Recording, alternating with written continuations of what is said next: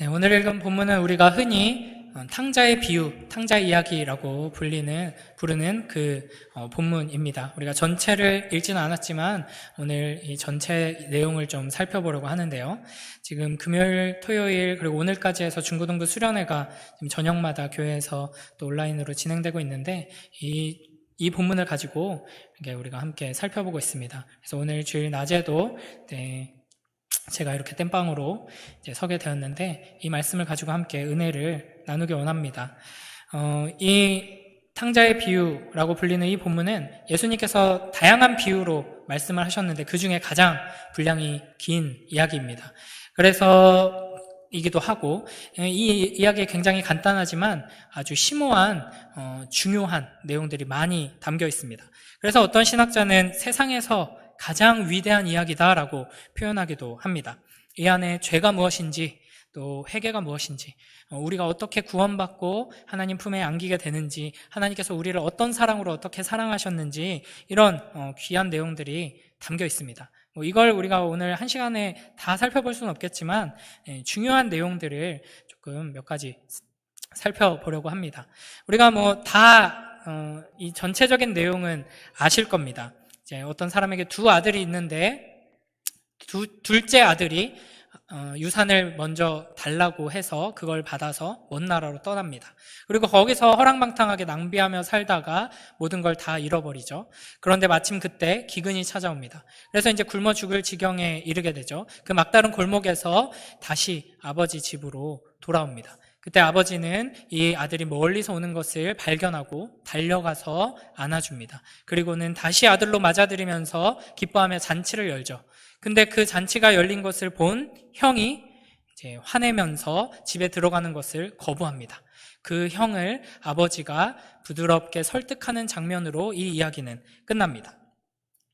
우리는 흔히 이 이야기를 둘째 아들, 집 나간 탕자를 중심으로 읽습니다. 그래서 보통 탕자의 비유, 탕자 이야기라고 부르곤 하죠. 그런데 이 이야기를 예수님께서 말씀하신 문맥을 살펴보면 이 이야기의 중심은 오히려 맨 뒤에 등장하는 첫째 아들에게 있습니다. 우리 오늘 본문이 위치한 누가복음 15장의 맨 첫 부분 1절, 2절, 3절을 함께 읽어보겠습니다. 누가복음 15장 1절부터 3절 함께 읽습니다. 시작.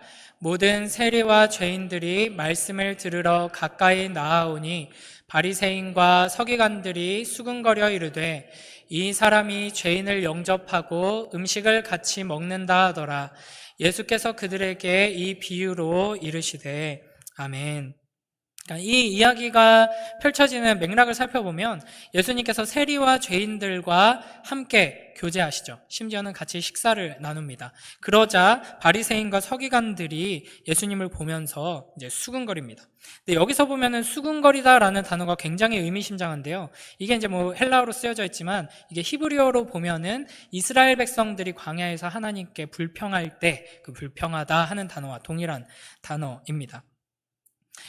그래서 예수님께서는 이 서기관과 바리새인들을 교훈하기 위한 목적, 1차적인 목적을 가지고 이제 세 가지 이야기를 하시는데요. 첫 번째 이야기가 우리가 잘 알고 있는 잃은 양을 되찾은 이야기입니다. 100마리 양 중에 한 마리를 잃어버렸다가 되찾고는 기뻐서 친구들을 불러서 잔치를 열죠.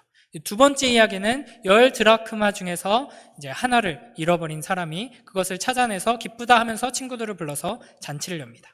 자, 100마리 중에 한 마리, 10개 중에 하나. 그리고 이 세 번째로 등장하는 이야기가 바로 두 아들 중에 한 아들을 잃어버린 아버지가 그 아들을 다시 찾자 기뻐서 잔치를 여는 이야기입니다. 근데 이 이야기를 자세히 살펴보면 사실은 이제 두 아들 중에 한 아들만 잃어버린 것이 아니라 첫째 아들, 집에 있던 첫째 아들도 사실은 잃어버린 탕자였다 하는 것을 발견하게 되죠.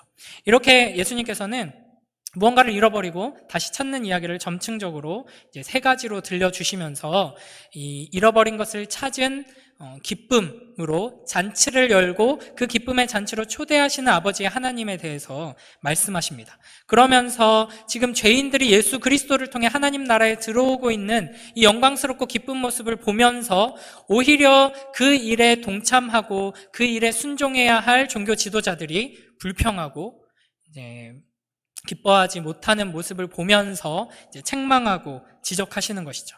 그래서 우리는 이 이야기를 통해서 이제 우리가 바로 하나님께 돌아가야 하는 탕자다 하는 것을 깨달아야 하지만 무엇보다도 우리가 바로 기쁨을 잃어버린 첫째 아들이구나 하는 것을 깨닫고 이 말씀을 통해 책망하시고 교훈하시는 메시지를 귀 기울여야 할 것입니다.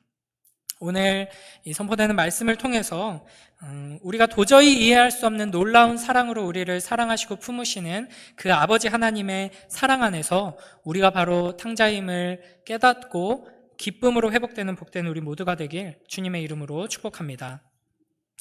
자, 먼저 오늘 이 탕자의 이야기 첫 번째 부분 11절 12절을 함께 읽어보겠습니다. 11절 12절 함께 읽습니다. 시작. 또 이르시되 어떤 사람에게 두 아들이 있는데 그 둘째가 아버지에게 말하되 아버지여 재산 중에서 내게 돌아올 분깃을 내게 주소서 하는지라 아버지가 그 살림을 각각 나눠 주었더니. 아멘. 이제 오늘 예수님께서 이 이야기를 처음 입술을 열어서 말씀하실 때 그걸 들었던 주로 이제 유대인들이었죠. 다양한 사람들이 있었을 겁니다. 세리와 바리새인들도 있었을 거고, 죄인들도 있었을 거고, 이제 평범해 보이는 사람들도 있었을 건데, 그 사람들이 이 이야기를 처음 들었을 때 어떻게 반응했을 것인가, 어떻게 이해했을 것인가, 처음 예수님께서 이 이야기를 선포하실 때 그 의미가 무엇인가를 좀 살펴보려고 합니다. 이 이야기의 첫 부분에서부터 이 이야기를 들은 사람들은 엄청난 이제 분노의 감정을 느낄 수밖에 없었을 것입니다. 그러니까 아들 중에 하나, 둘째 아들이 아버지에게 재산 중에서 내게 돌아올 분깃을 주소서라고 말하죠. 이게 그냥 쉽게 생각하면 아버지 재산 좀 많으시잖아요. 저 이런 계획이 있습니다. 미리 좀 땡겨주시죠. 이렇게 이제 공손하게 말하면 맹랑한 자식이네, 포부가 있네, 이렇게 생각할 수도 있지만 우리 입장에선 이제 고대 근동의 입장에서, 유대인들의 입장에서 이거는 아버지 죽으라 하는 겁니다. 그러니까 아버지가 죽어야지만 유산을 상속받을 수 있는데 나는 아버지랑 관계 이런 거 다 필요 없고 나는 그냥 아버지가 빨리 죽었으면 좋겠고 나는 그 유산만 원한다 하는 것을 대놓고 표출하는 것이죠. 그러니까 있을 수 없는 일이 벌어지는 겁니다. 아주 심각한 폐륜의 죄이죠. 사실은 성경에서도 이런 폐륜의 죄를 저지르는 자녀는 이제 돌로 쳐서 죽이라고 말씀하십니다. 그래서 이제 이 이야기를 처음 들은 사람들은 첫 시작에서부터 이런 일이 다 있어 하면서 충격에 빠지고 이제 분노하게 되죠. 아주 찢어 죽여 마땅한 아들 녀석이구나 하고 생각합니다. 그런데 아버지가 이에 대해서 어떻게 반응하는가 보면은 아버지가 그 살림을 각각 나눠주었더니 라고 되어 있습니다. 이제 여기서 두 번째로 깜짝 놀라면서 이제 화나게 되는 것이죠. 그러니까 아버지가 멀쩡히 살아있는데 유산을 달라 하는 것도 너무나도 말이 안 되는, 대놓고 아버지를 죽이려고 하는 폐륜적인 범죄이지만 그렇다고 해서 그 아들에게 알았다 하면서 재산을 내어주는 아버지는 더 말이 안 되는 거죠. 어떻게 반응해야 하냐면 너 정신이 나갔구나 하면서 혼쭐을 내거나 형이나 가족 집안 어른들에게 이 사실을 말하고는 정신 차리게 매질을 해야 마땅한 일입니다. 아니면은 이 고집이 꺾이지 않고 정신을 못 차리면 이제 아예 호적에서 파서 쫓아내는 게 마땅하죠. 그런데 이 아버지는 그 살림을 각각 나눠줍니다. 여기서 보면 이제 각각 나눠줬다 하는 거에서 이 이야기에서 계속 숨겨져 있다가 침묵하다가 나중에야 등장하는 첫째 아들이 여기에서 이미 이 둘째 아들과 마찬가지로 아버지께 폐륜의 죄를 저지르고 있다는 게 암시되어 있는데요. 이런 자세한 것을 다 살펴볼 수는 없고, 여기서 이제 살림이라고 번역된 단어를 보면은 한글로 봐도 조금 그런 의미가 담겨 있는데 다르게 번역하면 생명이라고 번역할 수도 있습니다. 그러니까 이런 단어를 사용해서 지금 이 아버지가 아들에게 내어주는 것이 그냥 재산이 너무 많으니까 그 중에서 몇 개를 조금 떼어주는 정도가 아니라 마치 아버지의 생명을 떼어주는 것처럼 지금 희생하고 있다 하는 것을 보여주고 있습니다. 이 당시 고대 사회는 뭐 재산이나 뭐 이런 것보다 뭘 가장 중요시 여겼냐면 명예를 가장 중요시 여겼습니다. 그래서 이 근동 문화에 속해 있는 이슬람 국가들은 아주 끔찍하게 무슨 우리 집안의 명예를 실추시켰다 해서 막 가족들이 자기 가족을 막 죽여버리잖아요. 명예살인 막 이런 게 있잖아요. 그런 만큼 이제 명예를 아주 중시했는데 이 아들의 행태는 아버지에게 상처를 입혔고 아버지의 재산에 피해를 입혔을 뿐 아니라 그 아버지의 명예를 짓밟은 것이고 그 가족과 보통 이제 그 가족들이 공동체를 이뤄서 마을에서 살아가는데 그 공동체 전체의 명예를 심각하게 실추시킨 범죄입니다.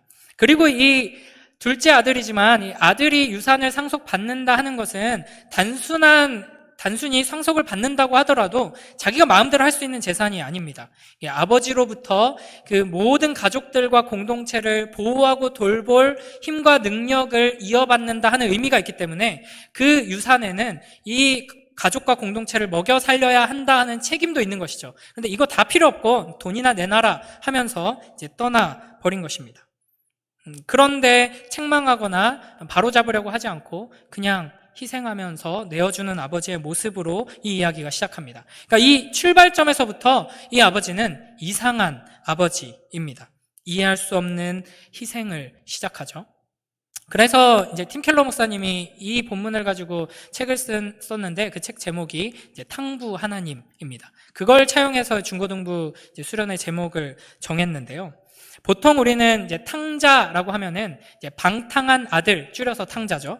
영어로는 prodigal son인데 이제 막 허랑방탕하게 낭비하고 다 써버리는 아들이다 하는 뜻입니다. 근데 이 이야기 속에서 사실은 이제 아들만 그런 게 아니라 아버지도 이제 방탕하게 우리가 이해할 수 없는 방식으로 이제 허비하면서 이제 쏟아버린다 하는 것이죠. 그리고 그 이렇게 방탕하게 허비하는 낭비하며 베푸는 이제 탕부 아버지를 통해서 예수님께서는 우리에게 그 사랑을 베푸시는 탕부 하나님을 보여주고 계시는 것입니다. 자, 13절부터 16절까지 한번 더 보겠습니다. 13절부터 16절 함께 읽습니다. 시작. 그 후 며칠이 안 되어 둘째 아들이 재물을 다 모아가지고 먼 나라에 가 거기서 허랑방탕하여 그 재산을 낭비하더니 다 없앤 후 그 나라에 크게 흉년이 들어 그가 비로소 궁핍한지라. 가서 그 나라 백성 중 한 사람에게 붙여 사니 그가 그를 들러 보내어 돼지를 치게 하였는데 그가 돼지 먹는 쥐엄 열매로 배를 채우고자 하되 주는 자가 없는지라. 아멘. 이제 며칠이 안 되어서 이제 바로 아버지께 받은 재산을 처분해서 이제 현금화 시켜서 떠나 버립니다. 그러니까 이건 이제 가족 공동체를 완전히 배신하고 아주 심각한 손해를 입힌 겁니다. 이제 땅과 특히 이제 여러 재산과 땅이 이 공동체가 생존하는 데 있어서는 굉장히 중요한 울타리인데 이거를 이제 팔아버리고 떠난 거죠. 그리고 먼 나라로 가버립니다. 이것은 그냥 아버지와 가족만 떠난 것이 아니라 하나님을 떠나버렸다 하는 것을 또 상징하기도 합니다. 그렇게 해서 허랑방탕하게 살아가다가 모든 것을 다 허비하고 이제 빈털터리가 됩니다. 근데 그때 마침 흉년이 들어서 궁핍하게 되죠. 네, 여기서 우리는 여전히 이 탕자를 붙들고 계신 하나님의 손길을 발견할 수 있습니다. 그러니까 기근이 임했다, 궁핍하게 되었다, 흉년이 와서 궁핍하게 되었다 하는 것은 이제 하나님과 이스라엘 백성들이 맺은 이제 언약을 상기시키고요. 이것은 이 탕자가 언약적인 저주 아래 놓이게 되었다는 것을 보여줍니다. 그러니까 이스라엘 백성들과 하나님이 이제 처음 언약을 맺으면서 하나님께서는 두 가지를 약속하십니다. 크게 첫 번째는 너희가 내 말에 순종하면 나는 너에게 축복을 내리겠다. 내가 너희를 보호할 것이고 너희는 풍족할 것이고 그 누구도 너희를 침략하거나 이제 흔들지 못할 것이다 라고 약속하셨습니다. 그리고 동시에 그러나 너희가 내 말을 순종하지 않으면 나는 너희에게 기근을 내릴 것이다. 그래도 정신 차리지 않고 순종하지 않으면 너희는 전쟁에 휩싸이게 될 것이고 모든 걸 빼앗기게 될 것이고 그래도 정신 못 차리면 너희는 이 약속의 땅에서 쫓겨나서 포로로 끌려가게 될 것이다 라고 처음 이스라엘과 언약을 맺으시면서 이미 약속하셨습니다. 근데 우리가 구약 성경의 이스라엘 역사를 보면 이 약속대로 되죠. 이스라엘은 계속 정신 못 차리고 순종하지 않고 기근을 당해도 적들이 침략해도 모든 걸 빼앗겨도 심지어는 포로로 끌려가도 이게 하나님께서 약속대로 지금 행하고 계시는구나, 언약의 저주를 우리가 당하고 있구나라는 것을 정신 차리지 못하고 돌이키지 않습니다. 이 탕자도 마찬가지죠. 하나님께서는 이 탕자가 아버지를 배반하고 하나님을 떠나서 이렇게 방탕한 삶으로 어려움에 처했지만 이 가운데서 여전히 언약으로 붙들고 계십니다. 그래서 약속하신 대로 저주를 내리시죠. 이 저주 아래서 이 탕자는 내가 여기까지 도망갔지만 하나님은 여전히 나를 언약의 자손으로 붙들고 계시는구나. 그래서 언약의 저주가 내게 임했구나. 그랬다면 내가 하나님께서 약속하신 대로 하나님께 이제라도 돌아간다면 하나님께서는 나를 축복하실 거야 라고 이제 생각했어야 되는데, 이 탕자는 어떻게 하냐면 하나님께 돌아가기는커녕 그 나라에 있으면서 그 나라의 다른 사람에게 도움을 청합니다. 아마도 방탕하게 살면서 사귄 친구 중에 한 명에게 이제 도움을 청한 것이겠죠. 그러나 여러분, 우리가 이제 생각해야 될 게, 고대 사회의 기근이라고 하면은 우리가 그냥 좀 흉년이 들어가지고 올해는 쌀값이 좀 올랐던데 이 정도 수준이 아닙니다. 성경에서도 하나님께서 언약적인 저주를 내리셔서 기근이 임하게 됐을 때 어떤 일들이 펼쳐지는지 우리가 보게 되죠. 비둘기 똥이 엄청 비싼 값으로 팔리면서 먹을 게 없으니까 이제 막 사람을, 자기 자녀, 죽은 자녀를 이제 삶아 먹고 막 이런 끔찍한 일이 벌어집니다. 이제 고대 사회에서 기근이다 하면 이 정도 수준인데, 그러니까 이제 도움을 청해도 사실은 도움 받을 곳이 없죠. 모두가 다 기근에 휩싸여 있기 때문에. 그래서 보면은 이 탕자는 지금 이제 도움을 요청하면서 이제 어떻게든 살아보려고 하지만 이 도움을 요청받은 사람의 반응은 들로 나가서 돼지를 치라라고 합니다. 근데 뭔가 일거리를 주는 것처럼 보이지만 돼지를 치면서 돼지가 먹는 그 사료로 쓰이는 쥐엄 열매를 먹으려고 하지만 그것조차도 얻지 못하는 상황입니다. 그러니까 이 사람이 알았으니까 들로 나가서 돼지나 쳐. 이거는 내가 너 그래도 나도 힘들지만 너 좀 도와줄게 라는 게 아니라 난 너 도와줄 수 없다 라는 메시지입니다. 그러니까 이 당시에 이렇게 이스라엘 주변에 있는 모든 국가들은 이스라엘 사람들이 돼지를 어떻게 생각하는지 분명히 알고 있었을 것입니다. 왜냐하면 이스라엘 백성들의 아주 분명한 특징 중에 하나였기 때문이죠. 그냥 독특하게 안식일이라고 해가지고 그날만 되면은 막 예배 드린다고 아무것도 안 하고 집에서 안 나오고 막 이렇게 철저하게 지키고 이스라엘 사람들 특히 그 맛있는 돼지고기를 안 먹더라. 그 삼겹살을 잘 먹지도 않던데 먹지 않을 뿐 아니라 만지지도 않는다. 이걸 이제 다 알고 있었습니다. 그런데 그 유대인 출신인 자에게 들로 나가서 돼지나 쳐라, 이거는 난 널 도와줄 수 없다 하는 것이죠. 그럼에도 불구하고 이 탕자는 돼지를 치는 일을 합니다. 방법이 없었던 것이죠.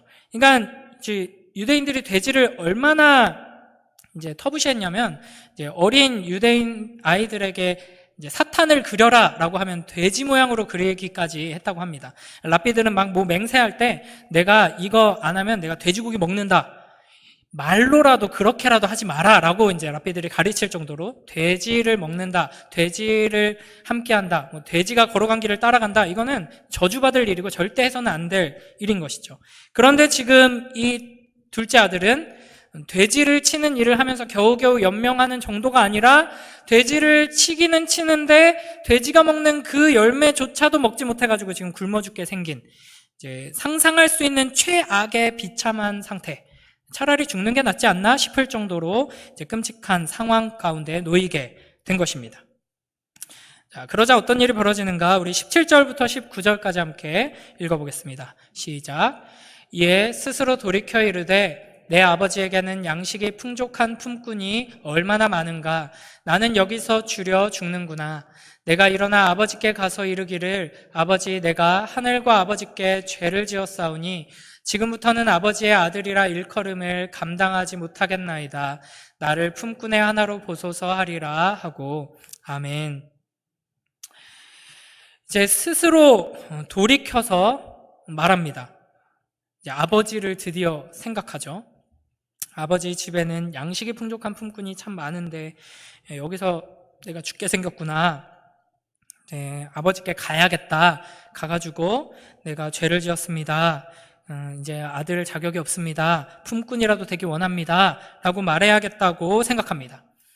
그래서 이제 여기서 특히 이제 스스로 돌이켜 이르되라는 표현 때문에 많은 사람들이 이제 회개했구나 라고 이제 생각하기 쉬운데, 물론 이제 죄악의 자리에서 돌이켜서 아버지를 향했다는 점에서는 이제 회개의 시작이라고 볼 수 있지만 참된 회개는 아니죠. 참되게 회개했다면 이제 울면서 내가 도대체 무슨 짓을 저지른 거지? 내가 아버지께 돌이킬 수 없는 끔찍한 이제 범죄를 저질렀구나. 아버지의 마음을 상하게 했고 우리의 가족들에게 큰 피해를 입혔구나 하면서 이제 눈물을 쏟으면서 회개했어야 되는데 지금 그런 참된 회개로 나아가지는 않았고요. 그저 이제 방향을 돌이켰을 뿐입니다. 그래서 여기 스스로 돌이켜라는 말을 이제 다르게 번역할 수도 있는데 드디어 정신을 차렸다라는 겁니다.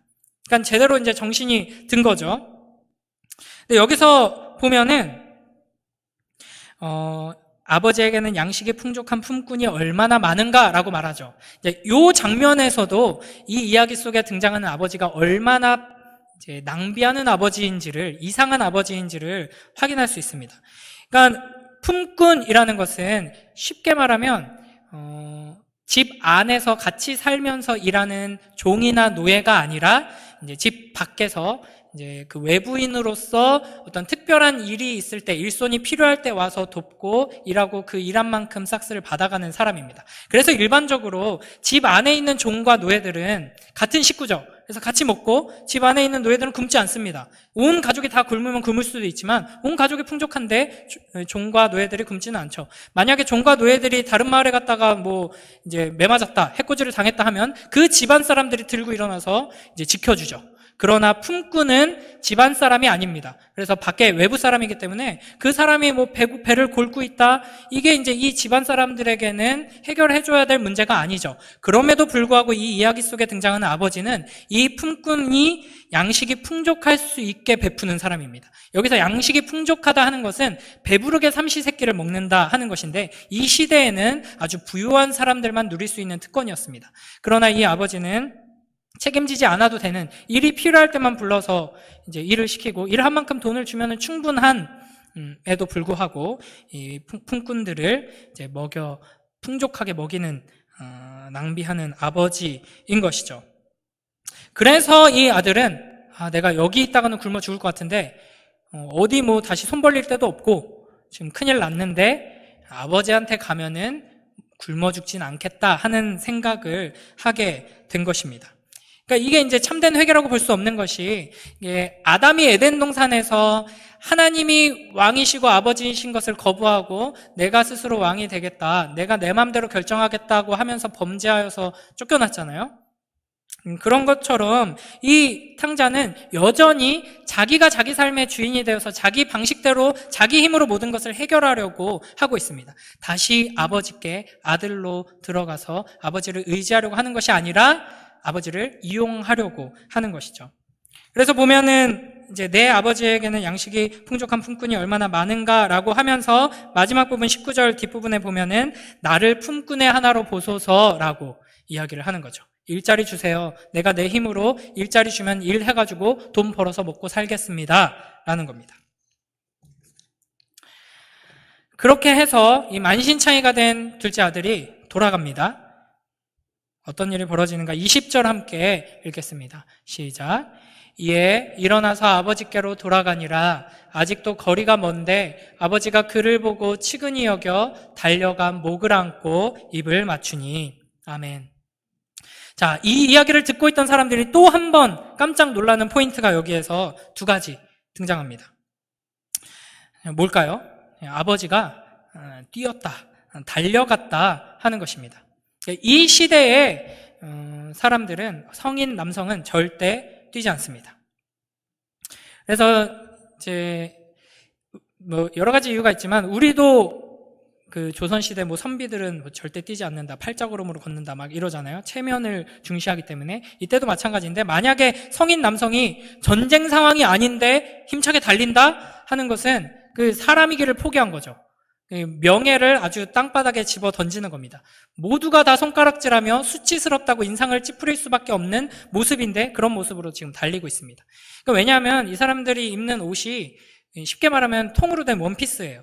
근데 힘차게 달리려면 걷어야 되죠. 그냥 종종 달리려면 살짝 뭐 무릎 정도로 걷어야겠지만 힘차게 달리려면 이제 바짝 걷어야 됩니다. 아주 부끄러운 모습을 보일 수밖에 없는 것이죠. 그래서 실제로 이제 중동 지역에서 사역하는 어떤 이제 목사님이 이제 외국인으로서 그 지역에서 이제 목사로 임명받아서 사역하다가 이제 어느 날 마을 내리막길에서 조금 빠른 걸음으로 이렇게 걸었다가 그런 이제 원피스 입는 시대도 아니잖아요. 이제 조금 빠른 걸음으로 걷는 걸 본 사람들한테 비난받고 이제 담임 목사직에서 잘렸다 하는 이야기를 이제 들은 적이 있습니다. 이제 그만큼 이게 굉장히 수치스러운 일로 여겨지고 굉장히 중요하게 여겨지는 포인트인데 갑자기 지금 이 이야기 속에서 이 아버지는 한 마을 공동체, 가족 공동체의 제일 큰 어른, 모든 재산을 소유하고 있는 어른인데 힘차게 달리고 있습니다. 왜 달렸을까요? 그동안 너무 그리웠던, 꿈에도 그리던, 보고 싶었던 그 아들이 저 멀리 보이니까 반가워가지고 뛰었을까요? 자, 왜 뛰었는지를 예레미야 말씀을 한번 살펴볼게요. 19장 1절, 2절, 10절, 11절 한번 읽어보겠습니다. 시작. 여호와께서 이와 같이 말씀하시되 가서 토기장이의 용기를 사고 백성의 어른들과 제사장의 어른 몇 사람과 하시드문 어기 곁에 있는 흰놈의 아들의 골짜기로 가서 거기에서 내가 내게 이른 말을 선포하여 너는 함께 가는 자의 목전에서 그 옹기를 깨트리고 그들에게 이르기를 만군의 여호와께서 이와 같이 말씀하시되 사람이 토기장이의 그릇을 한 번 깨트리면 다시 완전하게 할 수 없나니 이와 같이 내가 이 백성과 이 성읍을 무너뜨리리니 도벳에 매장할 자리가 없을 만큼 매장하리라. 아멘. 자, 이게 뭔 소린가 싶으실 텐데 여기서 이제 하나님께서 예레미야 선지자에게 항아리 가지고 가서 사람들 앞에서 깨트리면서 너희 이제 하나님과 관계가 완전 깨졌다. 이제 다시는 돌이킬 수 없다. 너는 나에게 다가오지 못한다. 만약 너희가 다시 나에게 다가온다. 그때에는 내가 너를 가만두지 않겠다. 이걸 표시하기 위해서 항아리를 깨트리라고 하시거든요. 이런 문화가 유대인들뿐만 아니라 이제 중동 지역에 아주 광범위하게 퍼져 있었습니다. 이런 식으로 명예를 실추시키고 가족에게 큰 피해를 입히고 배반한 폐륜의 죄를 저지른 자녀들에게는 항아리를 깨트리면서 이제 관계를 단절시키는 의식을 행했습니다. 이를 케자자라고 하는데요. 그래서 실제로 이제 비교적 최근인 2015년에 2월에 이집트 사람들이 카타르 대사관 앞에서 항아리를 막 깨트리면서 시위를 합니다. 그게 왜 그랬냐면 이제 카타르가 IS랑 결탁했다는 이제 뉴스가 난 거예요. 그러니까 너희 이제 우리 이집트랑 절대 이제 다시는 동맹 맺을 수 없다. 너희와 우리 관계는 완전히 깨졌다. 너희는 우리의 원수다 하는 걸 표시하기 위해 막 항아리를 깨트리면서 이제 시위를 한 것이죠. 그러니까 이 시대에도 이와 같은 아들이 만약에 다시 돌아온다 하면 너 여기가 어디라고 감히 오냐? 너는 다시는 우리에게 속할 수 없다 하는 걸 표시하기 위해 사람들이 항아리를 들고 나와서 깨트렸을 겁니다. 그냥 그것만 깨트렸으면 다행인데 아마도 대부분의 경우에는 붙잡아가지고 매질을 해서 다시는 가까이 다가올 생각조차 하지 못하게 쫓아냈겠죠. 그럼에도 불구하고 자꾸 온다 하면 그냥 죽여버렸을 겁니다.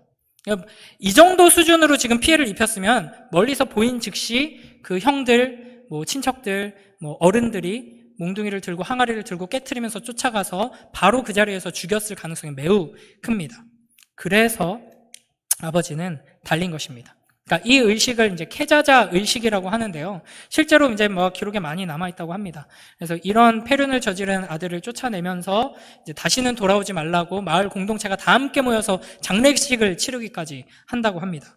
그러니까 아버지는 이 아들이 혹시나 다른 이들에게 먼저 발견되어서 매질을 당하지는 않을까, 이 케자자 의식을 통해서 죽임을 당하지는 않을까, 쫓겨나지는 않을까 하는 마음에 아들을 보호하기 위해 자신의 명예를 내던지고 수치를 짊어지고 달린 것입니다.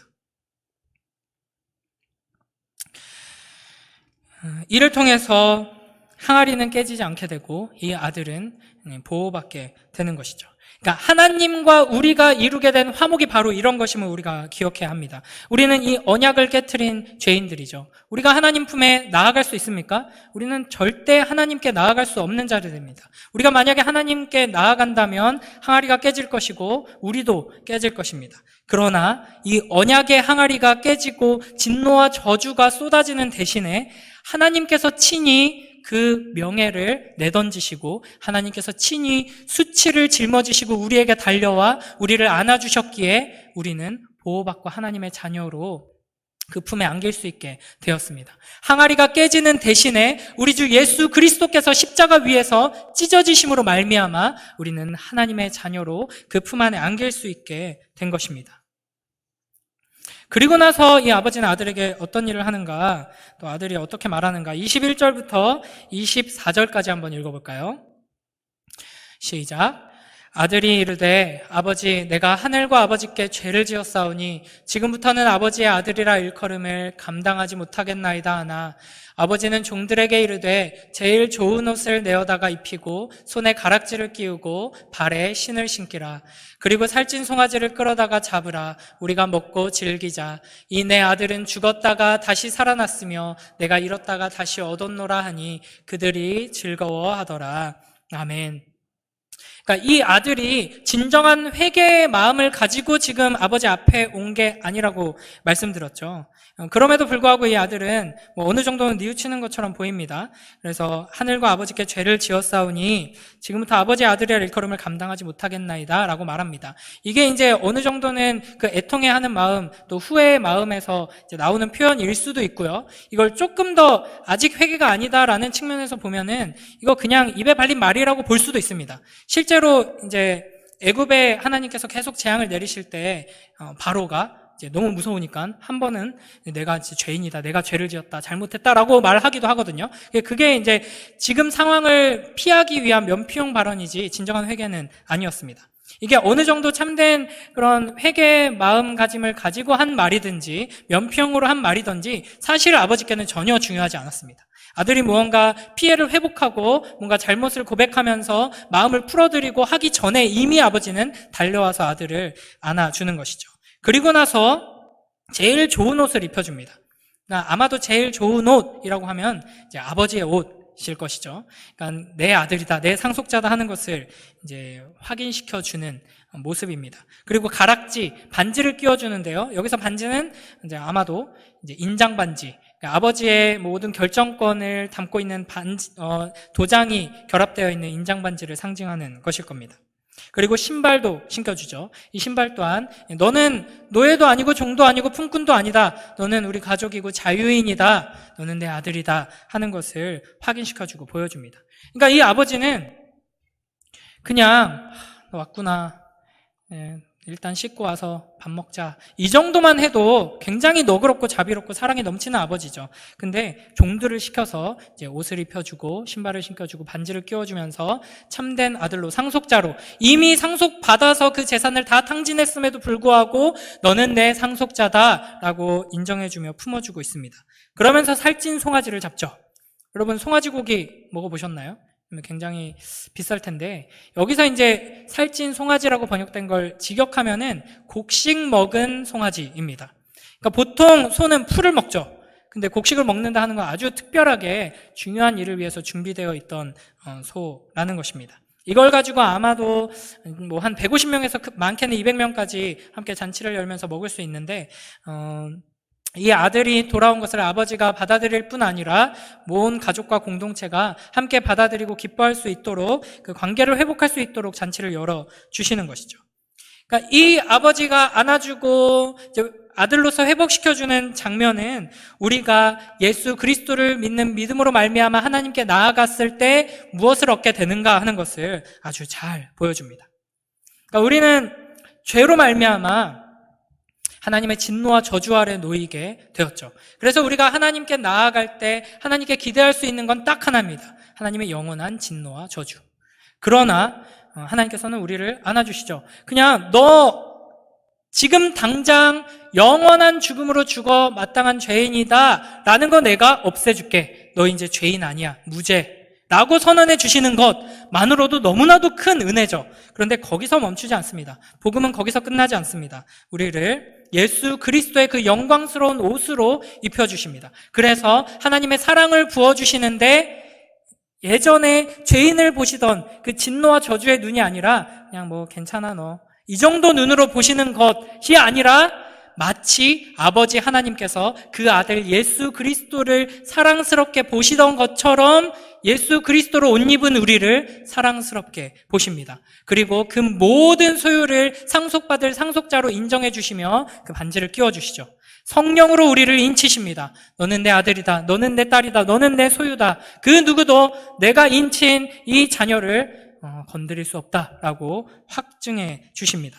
그리고 그 자유인의 신발을 신겨주시죠. 그러니까 우리는 예수 그리스도로 말미암아 하나님 앞에서 자유케 됩니다. 그동안 죄의 노예로서 끌려가면서 죄를 지을 수밖에 없던 이 비참한 처지에서 벗어나서 해방되어서 자유의 신발을 신고 하나님의 아들로서, 자녀로서, 신부로서 하나님의 사랑을 받고 사랑으로 반응하며 감사의 삶을 살아갈 수 있게 되는 것이죠. 우리가 받은 은혜가 이와 같다는 것을 기억하면서 하나님 앞에 감사와 찬양으로 나아가는 복된 우리 모두가 되길 주님의 이름으로 축복합니다. 24절에 보면요, 내 아들은 죽었다가 다시 살아났다라고 이제 표현하죠, 아버지가. 여기서 살아났다라는 단어가 주로 많이 쓰이는 단어가 아닙니다. 드물게 쓰이는데 성경책에서 이제 보통 쓰이는 살아났다라는 단어와 다르게 드물게 쓰일 때 다른 곳에서는 어떻게 번역되냐면 부활이라고 번역됩니다. 그러니까 예수님께서 이야기를 하시면서 이 아버지의 대사를 통해서 이 아들은 죽었다가 다시 부활했다라고 말씀하시는 겁니다. 그러니까 예수님께서는 이 이야기를 우리에게 들려주심으로써 하나님 아버지의 사랑이 그 아름다운 아빠, 엄마의 사랑, 부모님의 사랑 그 기억하지? 그 아버지가 그렇게 우리를 사랑하셔 정도로 말씀하시는 것이 아닙니다. 이 이야기 안에 담긴 이 죄가 무엇인가, 그리고 죽음이란 무엇인가, 회개가 무엇인가, 어떻게 우리가 회복되는가, 우리가 이 생명으로 부활의 영광으로 나아가게 되는가를 말씀하고 계시는 것이죠. 우리가 이 말씀을 통해 복음을 들어야 합니다. 복음을 듣고 참된 믿음으로 나아가야 합니다. 복음이라 함은 단순히 기쁜 소식이 아닙니다. 참으로 기쁜 소식이 되려면 어디서 출발해야 하냐면 우리가 본래 어떤 존재인가에서 출발해야 합니다. 우리는 절대로 하나님께 나아갈 수 없는 비참한 죄인, 끔찍한 폐륜의 죄를 저지른 자들이다 하는 것을 우리가 이 이야기를 통해, 복음을 통해 들어야 하고요. 그런 우리를 안아주신 하나님의 그 놀라운 사랑을 봐야 됩니다. 그래서 우리가 참된 복음이 선포될 때 하나님의 사랑을 보게 될 것이고, 그 참된 복음 안에서 하나님의 사랑을 보게 되면 피상적인 반응으로 반응할 수 없게 됩니다. 역시 감동적인 광고들, 특히 이제 태국 사람들이 그런 감정 자극하는 광고들 많이 만드는데 아빠의 사랑, 엄마의 사랑, 부모님의 희생 이런 거 많이 만들거든요. 그런 거 볼 때 눈물이 흐르고 가슴이 찡해지는 것처럼 아버지 하나님의 사랑 정도로 끝나면 우리는 복음을 모르는 겁니다. 여기서 우리는 도저히 이해할 수 없는 아버지 하나님의 낭비하는 사랑 앞에서 경탄을 금치 못해야 합니다. 하나님, 저에게 이러시면 안 되는데요. 제가 누구인지 깨달았습니다. 이 복음 앞에서 제가 누구인지 알았다고요. 그러니까 하나님은 저에게 달려오시면 안 됩니다. 저를 안아주시면 안 됩니다. 그런데 안아주시네요. 그러면서 우리는 놀라워하고 두려워하며 이 사랑 앞에 반응해야 하는 것입니다. 그런데 이 잔치가 열린 것을 본 첫째 아들의 반응이 이상하죠. 집에 들어오기를 거부합니다. 그러면서 불평합니다. 이제 자세히 살펴볼 수는 없지만 시간이 없어가지고 이제 이 첫째 아들의 말을 잘 들어보면요, 첫째 아들 또한 아버지 곁에 있었고 아주 성실하게, 충실하게, 모범적으로 정의롭게 그 아들의 역할을 감당하고 있었지만 아버지를 사랑하지 않고 있고요, 아버지를 전혀 닮은 모습이 아니고요, 둘째 아들과 마찬가지로 아버지의 재산만 탐하고 있는 탕자라는 것이 밝혀지게 됩니다. 그러니까 그는 사랑받는 아들로서 기쁨 안에서 행복하게 지내고 있는 것이 아니라 그저 아버지의 재산만 원하면서 억지로 주어진 의무를 이 악물고 감당하고 있었습니다. 그래서 자기가 이렇게 열심히 했으니 마땅히 이것을 누릴 자격이 있다라고 생각했죠. 그런데 내 건데, 이미 둘째는 자기 거 받아가지고 다 낭비했는데 이걸 내 거를 지금 베풀어서 잔치를 연다? 열받죠. 화가 나죠. 그러니까 이 아버지와 아들의 관계가 마치 주인과 노예의 관계처럼 이제 왜곡되어서 그 속에서 기쁨을 누리지 못하고 불평과 불만, 섭섭함과 분노로 가득한 채로 살아가고 있는 것입니다. 그러니까 하나님을 떠나서 그 하나님의 보호와 공급하심을 얻지 못하고 그래서 죄악 가운데서 비참한 처지에 놓인 것 또한 너무나도 끔찍한 모습이지만 하나님 품 안에 있으면서 하나님께서 공급해 주시는 그 놀라운 은혜를 누리고 있으면서 아버지 하나님의 그 영광스러운 역사에 동참하고 있으면서 전혀 기쁨을 느끼지 못하고 내가 이만큼 했는데 하나님 왜 내가 기도한 거 안 이루어 주시지? 하면서 섭섭함을 차곡차곡 쌓아가고 있는 이 첫째 아들의 모습 또한 너무나도 비참하고 끔찍한 모습이라는 것을 우리가 알아야 합니다. 그래서 이 첫째 아들에게 아버지가 이렇게 말씀하시죠. 31절, 32절 우리 함께 읽어보겠습니다. 시작. 아버지가 이르되 너는 항상 나와 함께 있으니 내 것이 다 내 것이로되 이 내 동생은 죽었다가 살아났으며 내가 잃었다가 얻었기로 우리가 즐거워하고 기뻐하는 것이 마땅하다 하니라. 아멘. 예수님께서는 세리와 죄인들을 배척하면서 하나님 나라의 기쁨에 동참하지 못하고 오히려 그 기쁨을 방해하고 깨트리고 있는 바리새인과 서기관들에게 이 첫째 아들을 빗대어서 이제 말씀하고 계십니다. 아주 부드럽게 말씀하시죠. 이것은 아들아 하는 아주 어린 자녀를 부드럽게 부르는 말입니다. 우리가 즐거워하고 기뻐하는 것이 마땅하다. 그리고 오늘 우리 주님께서는 하나님의 집 안에 있는 첫째 아들과 같은 우리들에게 하나님의 말씀을 듣고 하나님을 예배하고 귀하게 섬기고 있는 우리들에게 이렇게 말씀하십니다. 너 지금 기뻐하고 있니? 우리가 기뻐하는 것이 마땅하다. 하나님께서는 결코 여러분이 더 많은 봉사, 더 많은 헌금, 더 많은 선행을 행하길 원하지 않으십니다. 여러분이 아무리 자기 목숨을 내어줄 것 마냥 모든 것을 다 쏟아서 교회를 섬기고 사람들을 사랑하고 하나님을 이를 위해 충성한다고 한들 여러분 심령 가운데 참된 기쁨이 없다면 하나님께서는 여전히 눈물 흘리시면서 어서 돌아오라 하고 팔을 벌려 기다리고 계십니다. 하나님께서는 우리가 기뻐하기 원하십니다. 그래서 소요리문답 1문에서 이렇게 말씀하시죠. 사람의 제일 되는 목적이 무엇입니까? 하나님께서 도대체 우리를 왜 지으셨고 왜 구원하셔서 이렇게 부르셨습니까? 그것은 하나님을 영화롭게 하고 하나님을 영원토록 즐거워하게 하려고 하는 것이다 라고 우리의 신앙의 선배들이 성경의 가르침을 요약해서 정리했습니다. 하나님을 즐겁게 하는 것이 아닙니다. 하나님을 즐거워하는 게 하나님께서 우리에게 요구하시는 가장 큰 명령입니다.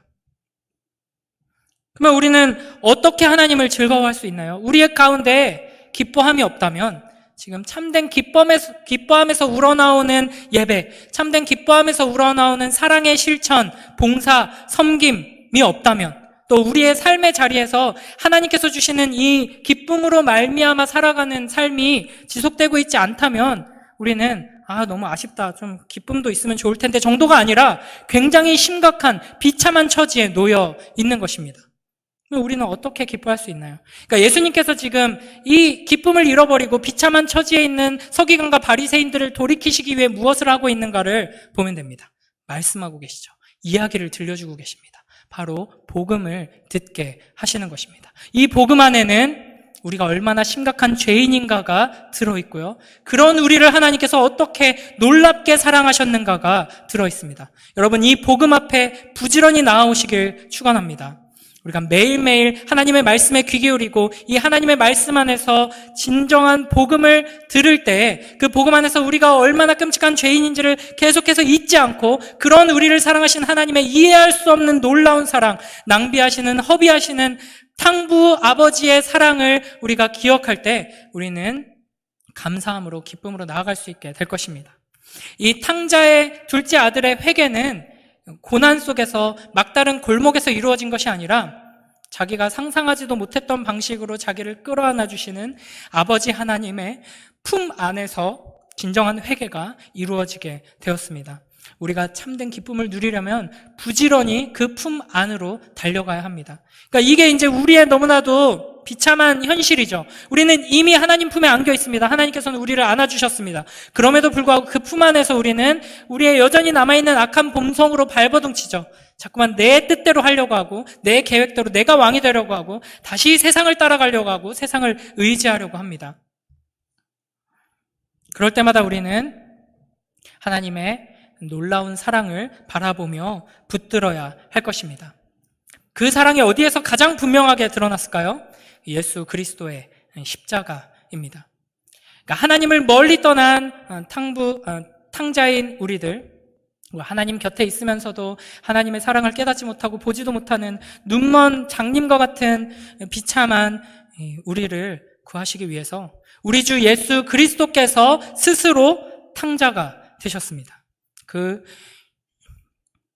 영광스러운 아버지 하나님의 집에서 스스로 탕자가 되셔서 우리 곁으로 오셨습니다.